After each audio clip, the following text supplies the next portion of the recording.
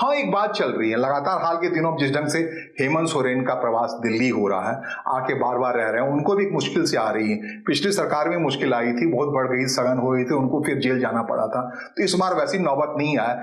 इसलिए लगातार बीते 2 साल से वो कोशिश कर रहे हैं कि केंद्र सरकार से उनका संवाद बेहतर हो, इस तरह बेहतर हो कि वो महफूज होकर के सरकार चला पाए। इसके लिए मुमकिन कहा जा रहा है, बार बार कहा जा रहा है, झारखंड मुक्ति मोर्चा भारतीय जनता पार्टी को खुश करने के लिए, एनडीए को खुश करने के लिए गैर कांग्रेस नेतृत्व वाली सरकार बना दे।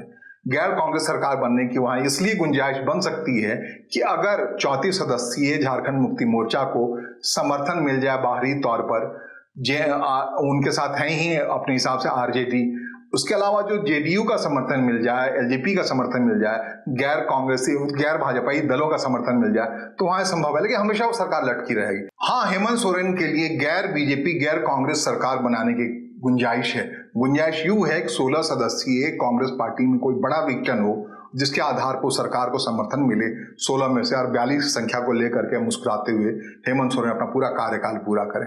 ये मुमकिन है एक लिहाज से, क्योंकि जिस ढंग से रिफ्ट है, अंदर कलह है वहां की कांग्रेस पार्टी के अंदर। सरकार में जो मंत्री हैं राधा कृष्ण किशोर, हाल के दिनों में उन्होंने अपने बेटे को वहां के संगठन से निकाल दिया।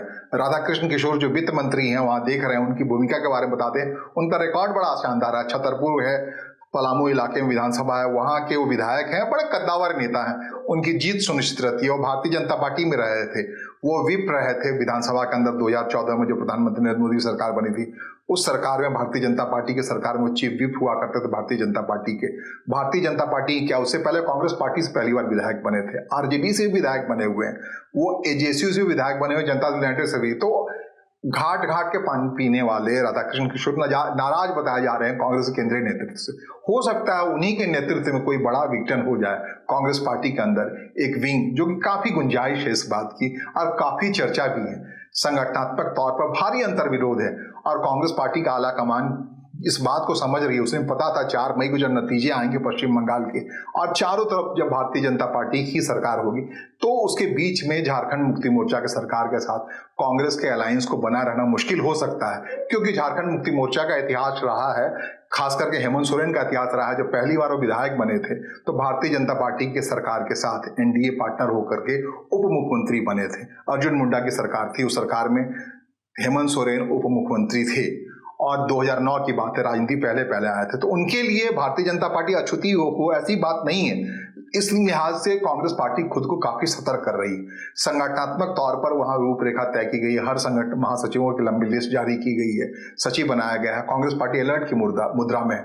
उसको लग रहा है कि हाँ, खदबदाहट है भारी तौर पे, मंत्री ही वहां टूट के अलग हो सकते हैं। कई बार मौके ऐसे आए हैं जब कहा जा रहा है बिरसा मुंडा के नाम पे एक क्षेत्रीय कांग्रेस वहां बना ली जाए, जो भी बना ली जाए, ताकि कांग्रेस पार्टी के अलग होकर के झारखंड मुक्ति मोर्चा के लिए भारतीय जनता पार्टी को कहना मुमकिन हो कि देखिए भारतीय जनता पार्टी के साथ तो नहीं है, लेकिन वहां गैर एनडीए सरकार, गैर कांग्रेस सरकार है, उस सरकार में कांग्रेस शामिल नहीं है, इससे आपका ऐतराज कम होना चाहिए।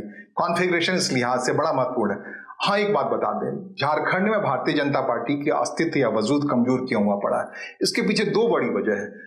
छोटा नागपुर टेंडेंसी एक्ट आदिवासियों के लिए, वहां स्थानीय निकायों के लिए, संथालपना टेंडेंसी एक्ट, 2 एक्ट हैं जिसको लेकर वहां स्थानीयता का मामला इतना मजबूत है कि भारतीय जनता पार्टी को झारखंड मुक्ति मोर्चा बड़ी आसानी से कह लेती है ये बाहरी लोगों के हित रक्षक हैं। झारखंड में बाहरी बनाम अंदरूनी, दिक्कू और आदिवासी या मूलवासी की लड़ाई बड़ी शुरुआती तौर पे रही है, और झारखंड मुक्ति मोर्चा का अस्तित्व ही इसी आजाद पर था। वो बार बार आदिवासियों के हक की लड़ाई लड़ती रही थी।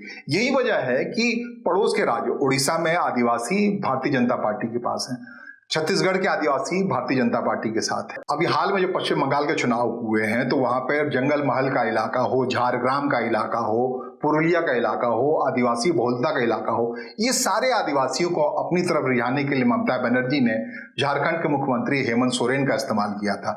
झारखंड मुक्ति मोर्चा टीएमसी के लिए वोट मांग रही थी ना आदिवासियों के बीच में, लेकिन जब ईवीएम की काउंटिंग सामने आई तो पता लगा सारे के सारे आदिवासी भारतीय जनता पार्टी के उम्मीदवार के हक में वोट कर गए। मतलब उड़ीसा, पश्चिम बंगाल के आदिवासी या पड़ोस के छत्तीसगढ़ के आदिवासी या बिहार का जो इलाका आदिवासियों का इलाका है, वो सारे भारतीय जनता पार्टी को वोट दे रहे हैं। लेकिन जो स्थानीयता की लड़ाई झारखंड के अंदर है, वो सारे आदिवासी यहाँ पर झारखंड मुक्ति मोर्चा को वोट दे रहे हैं। तो ये एक चुनौती है भारतीय जनता पार्टी के लिए, उस भारतीय जनता पार्टी के लिए जिसको लगा था 2000 में, आज से 26 साल पहले, कि अलग प्रांत बनाया जा सकता है झारखंड, इस उम्मीद के साथ, इस गुंजाइश के साथ वहां अनवरत भारतीय जनता पार्टी की सरकार रहेगी।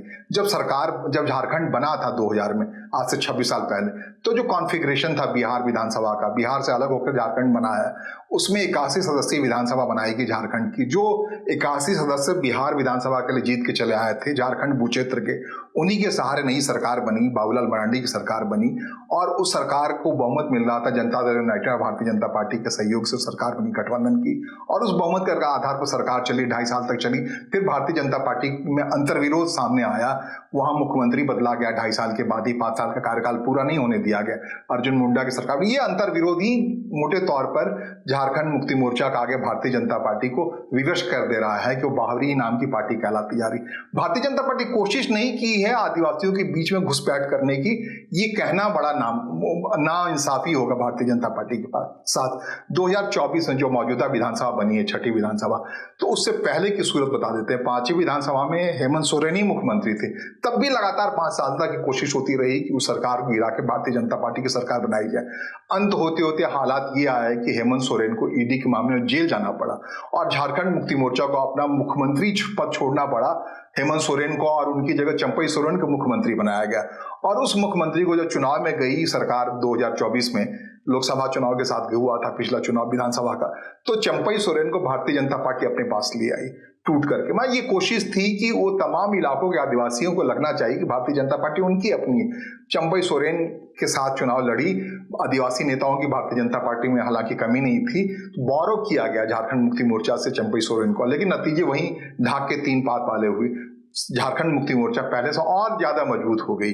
अभी मौजूदा विधानसभा के अंदर कहा ना 54 सदस्य हैं झारखंड मुक्ति मोर्चा के पास, उसके रहते 56 सदस्य, इनफैक्ट 56 सदस्यों के रहते उस सरकार को गिरा नहीं सकते, हिला नहीं सकते। हाँ, ये गुंजाइश बन सकती है वहां झारखंड मुक्ति मोर्चा कांग्रेस विहीन स्थिति पैदा करे, कांग्रेस पार्टी में कोई बड़ा विघटन हो। कांग्रेस पार्टी में विघटन गुंजाइश इसलिए है कि वहां पे वित्त मंत्री हैं कांग्रेस पार्टी से राधाकृष्ण किशोर, उनका और केंद्रीय नेतृत्व के अंदर कलह की बात जमीन पाई हुई है। अभी मौजूदा स्थिति जब पश्चिम बंगाल में भारतीय जनता पार्टी की सरकार बन रही है, तो झारखंड के अंदर में झारखंड के नेतृत्व या झारखंड के नेताओं और केंद्रीय नेतृत्व में खाई की बात, अंतर कलह की बात सार्वजनिक है। राधाकृष्ण किशोर जो वित्त मंत्री हैं, जो कभी भारतीय जनता पार्टी में हुआ करते थे, चीफ व्हिप हुआ करते थे, वो कई घाट घाट के पानी हुए व्यक्ति हैं। जनता दल यूनाइटेड में भी थे, कांग्रेस पार्टी में हुआ करते थे, आजसू में हुआ करते थे, अपने हिसाब से अलग अलग पार्टियों में रहे हैं वो। और अब इतने कद्दावर व्यक्ति की नाराजगी है, इतनी ज्यादा नाराजगी है कि अभी कांग्रेस पार्टी वहां प्रदेश इकाई के संगठन के विस्तार में लगी पड़ी है, उस संगठन में, तो उन्होंने अपने बेटे को कांग्रेस पार्टी से बाहर निकाल दिया है। तो इस नाराजगी का आलम कई बयान आए हैं उनके अपने अपने हिसाब से। वहीं क्या पिछले दिनों जो विपक्ष के नेता हैं वहां पर, कांग्रेस पार्टी विपक्ष नहीं, कांग्रेस पार्टी के विधानसभा के अंतर नेता है प्रदीप यादव जो पूर्व मंत्री हैं, उनका भारतीय जनता पार्टी में जो प्रतिपक्ष नेता है बाबूलाल मरांडी के साथ पुराने रिश्ते सगड़ रहे हैं, उनके आसपास कुछ आदान प्रदान की बातें आई हैं। तो अजीब सा अटर कंफ्यूजन है झारखंड में कांग्रेस नेतृत्व के बीच में। ये बार बार कहा जा रहा है 16 सदस्यीय कांग्रेस पार्टी का जो दल है वहां पर झारखंड विधानसभा में, उसमें विघटन की पर्याप्त गुंजाइश है, और ये मुमकिन है कि भारतीय जनता पार्टी अपनी सरकार न सही लेकिन ऐसा इंतजाम कर दे कि वहां पर की सरकार में, जो झारखंड में सरकार है, उस सरकार में कांग्रेस पार्टी घटक के तौर पर न रहे। हाँ, उस सरकार अपनी बहुमत के हिसाब से झारखंड में कांग्रेस पार्टी विघटन करे, तोड़फोड़ करे और एक ऐसा विंग नया घटक बना के तैयार हो, क्योंकि विधानसभा अध्यक्ष भी झारखंड मुक्ति मोर्चा के वहां, तो ऐसी कोई गुंजाइश नहीं कि सरकार को गिराई जा सकती है। हाँ, कांग्रेस पार्टी अगर कोई घटक टूट के आता है तो झारखंड मुक्ति मोर्चा या मुख्यमंत्री हेमंत सोरेन दिल्ली को कह सकते हैं कि लीजिए यहां मैं कांग्रेस विहीन सरकार चला रहा हूं। हाँ, एनडीए के साथ अलायंस हो जाए झारखंड मुक्ति मोर्चा, इसकी गुंजाइश न के बराबर बहुत कम है, लेकिन उम्मीद का क्या। भारतीय जनता पार्टी के लोग याद दिलाते हैं कि हेमंत सोरेन जो मुख्यमंत्री हैं, उनकी राजनीति की शुरुआत ही एनडीए सरकार में उप मुख्यमंत्री के तौर पर हुई है।